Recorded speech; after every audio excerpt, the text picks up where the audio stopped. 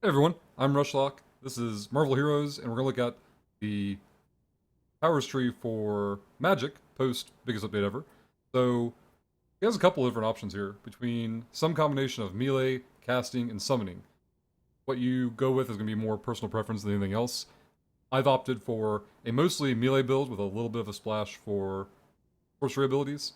We'll go through all the powers here and talk about why each selection was made. So, our basic attack is Soul Slashing. Pretty simplistic sword swing. It's a little bit AoE to it. It doesn't have an area tag to it, but you can see the hitbox around it will end up triggering to the mobs next to it. So next up we have Spirit Fangs. Spirit Fangs is a ranged ability, has a kind of cone attack to it. We'll talk more about that as we look at the talents later, but kind of our opener. We have 7 League Step.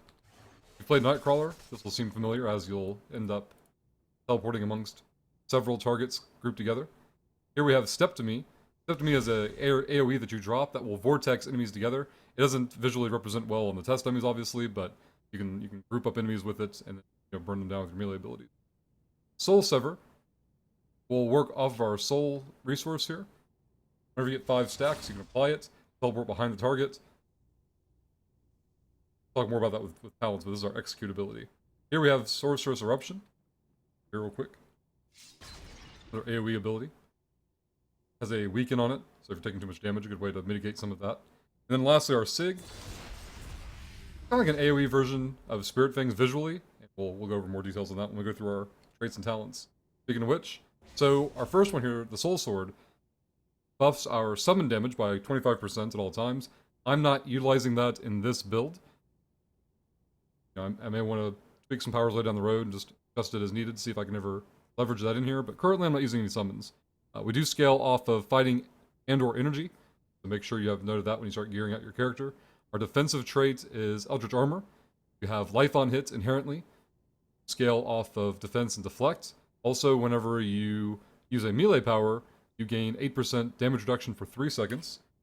I have a 43 currently by default, so when I swing my sword I spike up to 51. Obviously your numbers will vary based on your gear choices. Next, let's get into talents here. Our first row, Bile Demons will turn your lesser demons into lesser Bile Demons. It's basically changing a melee minion to a ranged minion. If you ever played Iceman, you'll be familiar with these kinds of options before. I don't know, because I'm not playing the summon build on this one, I don't know if the damage numbers change or if it's just a more aesthetic, or maybe if you're playing melee and you want your summons away from you so it doesn't clutter up what you're looking at as often. Here we've got Fleeting Souls. Spirit Fangs, our opener here. Spirit Fangs has fewer projectiles and they fire in a tighter line and the cost of them goes down. So if you were to choose this, your Spirit Fangs would no longer be a big cone, it'd be a narrower cone, it would have a higher rate of fire, and it would also cost less spirit. So it gives you more of like a focus damage. I'm using Spirit Fangs as an opener to proc other things that we'll talk about as we go through the talent tree here. I went with the last option here, Deadly Fangs. So all of your sorcery powers now apply Soul Blaze. You can see Soul Blaze at the bottom of this tooltip here gives a buff, where your melee powers are buffed by 15% for 8 seconds. Cooldown on Spirit Fangs is 6 seconds, so I should have always have uptime on Soul Blaze the buff. My other sorcery power is my Sig. I don't believe any of the ones I'm using at the moment.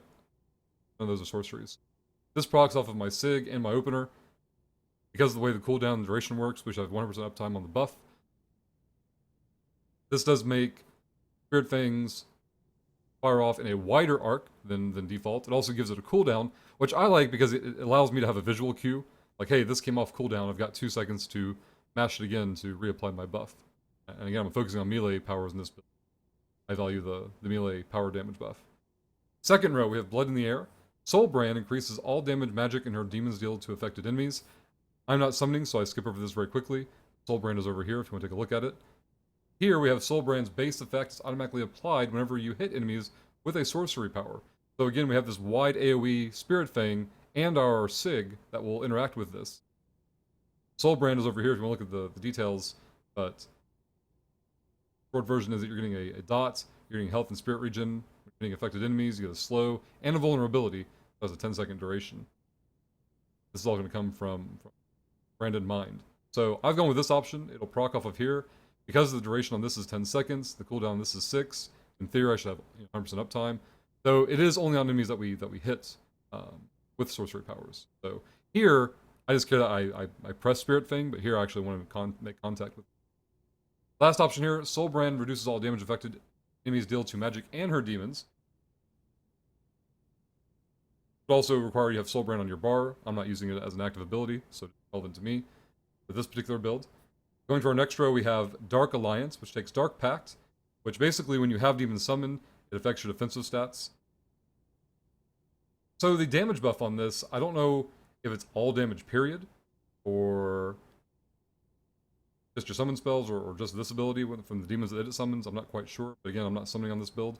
But if you take this option, it turns Dark Pact into Dark Alliance, which will make it summon 2 lesser demons when activated. It does not require you to have demons summoned. Always absorbs the damage equal to 120% of your max health. Next option here, Limbo's Enforcer.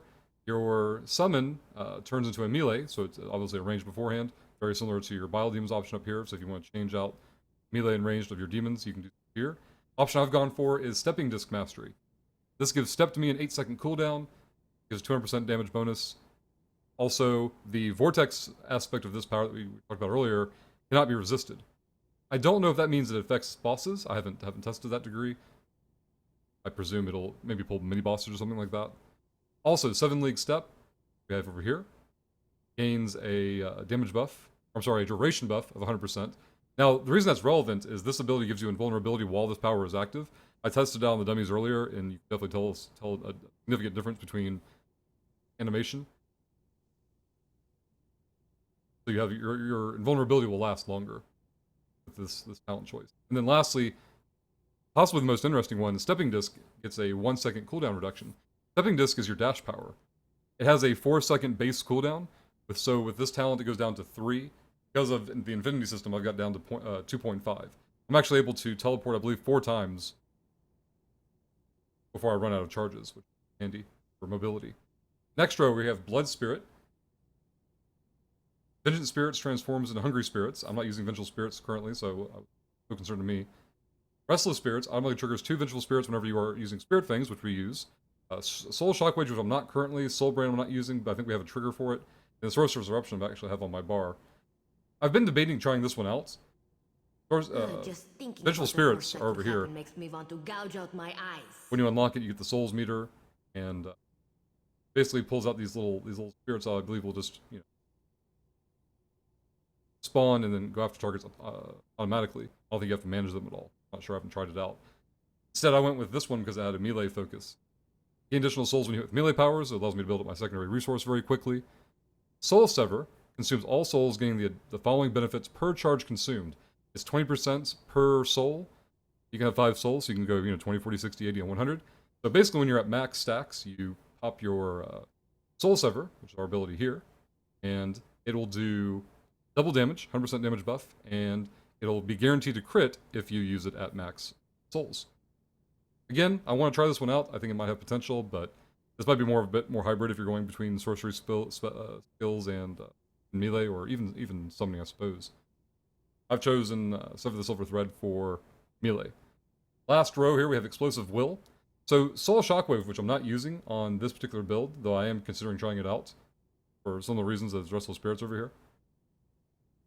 Gains a cooldown. Damage goes up by 200%. The area that's affected is gone up by 300%. And then Sorcerer's Eruption, which I am using, has the weaken and the damage on there. Gains a 4-second cooldown. Another Sorcery Power, I believe. No, it's not. Sorry.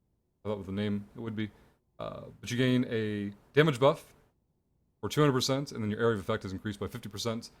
This is mostly just to scale mental and melee damage from a lot of the other abilities or gear choices I've made. I do like the weaken. It allows me to mitigate some of the incoming damage.